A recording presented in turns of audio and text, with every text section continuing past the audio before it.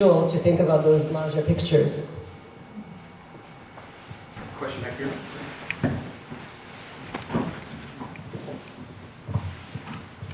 It's reported that the contamination from Fukushima reached the west coast of the United States through the Pacific Ocean. Have they been able to contain that? And is it affecting the fishing industry in Japan?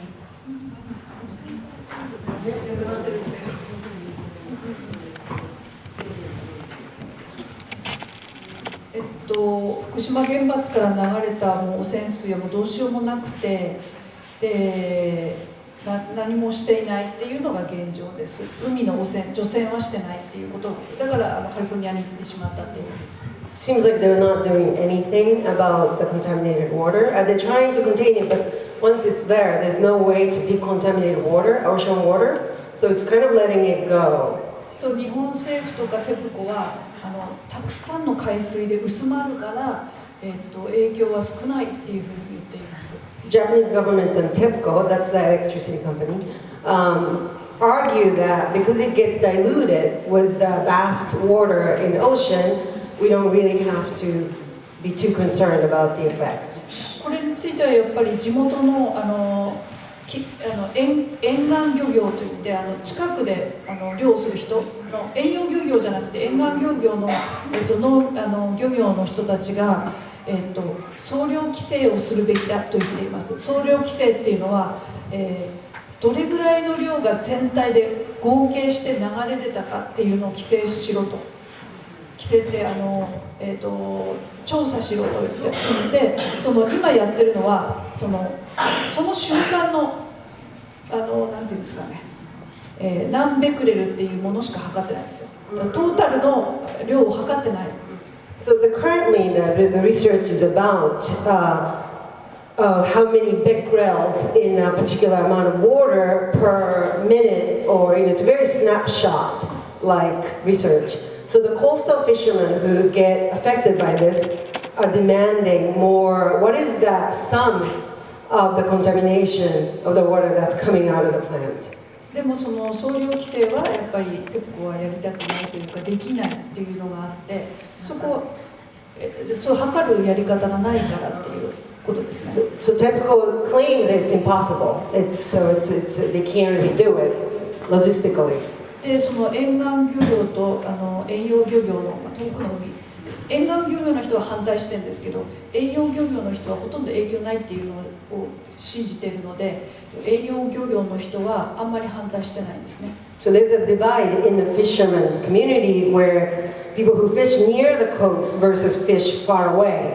And then people who fish far away, I'm sure there's a name for it, but they are not too concerned because they believe what the company says that it's diluted enough, your fishing won't be affected.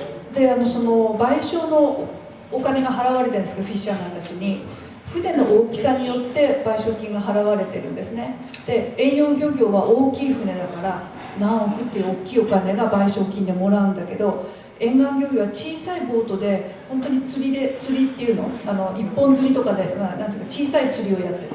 そうすると賠償金がすごい少ない。だから被害が一番大きい人がたくさん賠償金を得るんじゃなくて被害が一番大きい人は少なくてあまりない大きい船を持ってればたくさんお金がもらえるってそういうことが今起きちゃってます。 So fishermen are compensated by the size of the boat.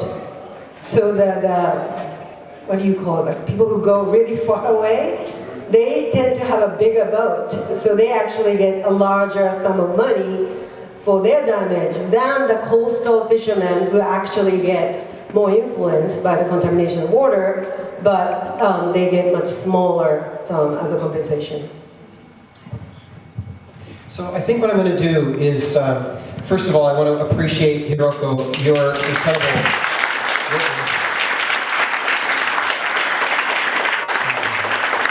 I want to say to you, for two reasons, it's had a huge impact on me and I imagine on other people as well. One is, there's a critical role for investigative journalists and journalism.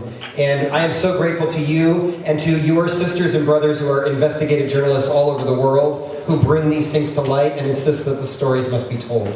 So thank you. We honor you for your work in that way. And second,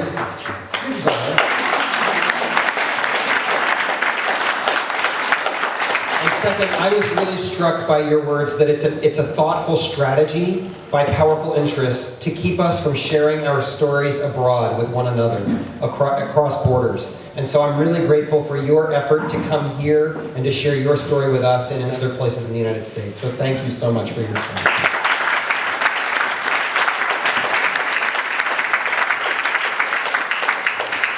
And as we release one another to the work, I want to say that as we're cleaning up this afternoon, perhaps the most important part of the afternoon is still to come for some of us in the room, because you have an opportunity to interact with Hiroko or with Courtney or with others who are long-term activists. Still, while we're cleaning up today, feel free to stay and to network with one another and to create the relationships, because that's what sustains all of us in the movement work, is when we are connected to one another and we realize that our lives are bound up together. So I want to thank all of you for being here today and for that work that we all commit to as we leave here. As you leave, please be attentive to the